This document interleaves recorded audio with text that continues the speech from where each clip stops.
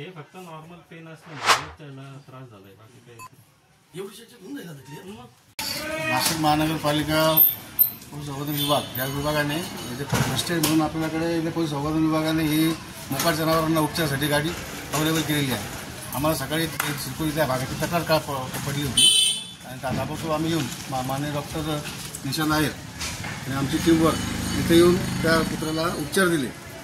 आणि 5-6 उपचार आमच्या हातून घडवून आणि मोकाट हेच आमची प्रयत्न